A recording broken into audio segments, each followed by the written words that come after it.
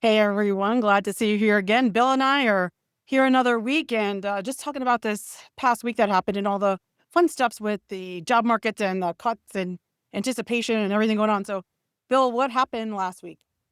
Yeah, so the Fed met and voted to keep rates the same, but there was two public dissenting votes from other Fed chairs, which is the first time that's happened since 1993. Oh, Um, important. what was that? Why does that matter if there's two? Is there usually It, zero or one? Like, why is that? Why is too big? two shows that they're really split as a Oh, board, right? On the decisions of either cutting or not cutting. Usually the Fed is very united. So when they make a decision to either raise, cut, keep rates, usually it's pretty united, a united front, like how mhm. most boards are. We might have some arguments behind the scenes, but when you make a vote and that's the decision of the board, you walk out that door and that's the decision, right? So to have those two dissenting was kind of a big deal, especially since the last time it happened was in '93. Okay. So is So that the it just reason that the shows. rates dropped a little bit? They didn't really react to that as much, but they more react to the jobs data, right? Because the Okay. Fed's been big on the labor market and they don't want to cut until they see some cracks in the labor market. Well, the last couple of months, the reports look good, but this last month it was came up short to expectation. Plus they revised the last 2 months pretty heavily, which Wow. happens a lot, honestly. It just Okay. doesn't get brought up into the news as public knowledge. But that was a big sign that there are some cracks in the labor market, unfortunately, and that cutting is probably in the near future if they want to avoid a recession. Well, I think So you mentioned something to me about potentially in September. yeah, so September, it's like a 70s, 80% chance of rate cuts in September, Hmm. with even the percentage of like a half point cut, which I don't think will happen, a 1/4% cut rising to like 20%. So it's good signs. They're all about, nobody can tell the Fed what to do, right? They're non-political entity, but Right. it's all about percentages. And so that really showed a big improvement Friday. And then today we opened up improving a hair more or maintaining, which means the investors are going to start giving us those gains back to our rate sheets.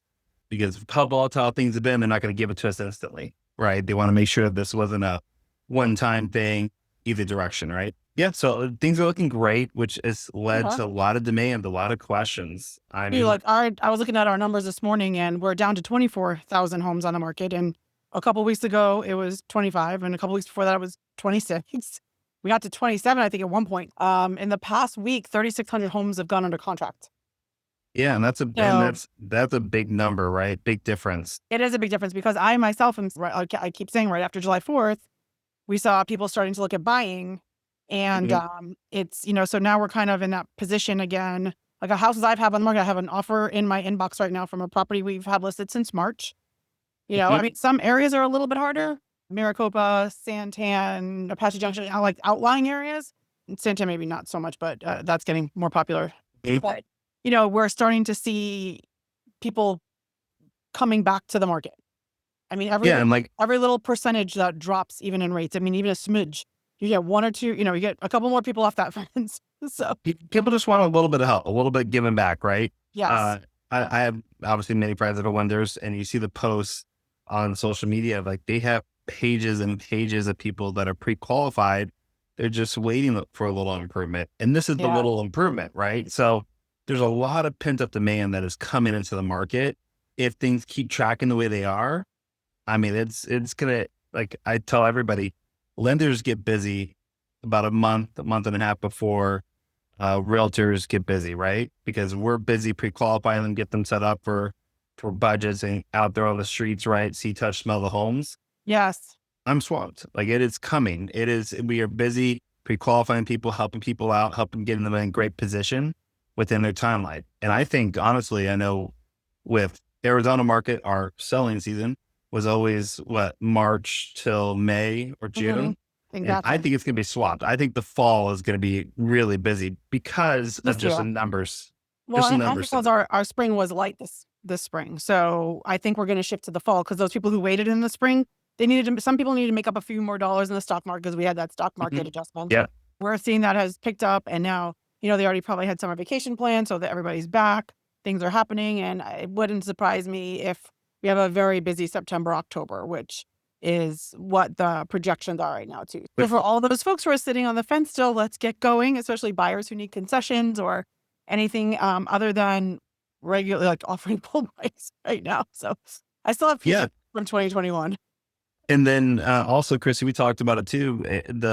For exciting news from Maricopa County, the Home and 5 program is rolling out a new down payment assistance, the 7-year forgivable. So great opportunity for the first-time home buyers. Again, don't know how long it's going to be around, but it is here to help those first-time home buyers. So yeah, lots of opportunities for people. So, and I've also started doing these classes and sessions on TikTok channel I started called Never Owned a Home, just for people who are first-time home buyers who've never owned anything, who have lots of questions about the process. We're going over each step like very slowly, and I'm creating other YouTube channels, playlists, just so that people can go over things at their own pace.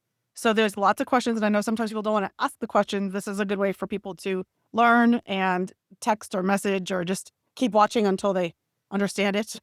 So thank you so much for being here yet again. And if anyone has any questions or has any home buying needs, call both Bill and myself, and we'll get you set up. We'll see you next week. Bye.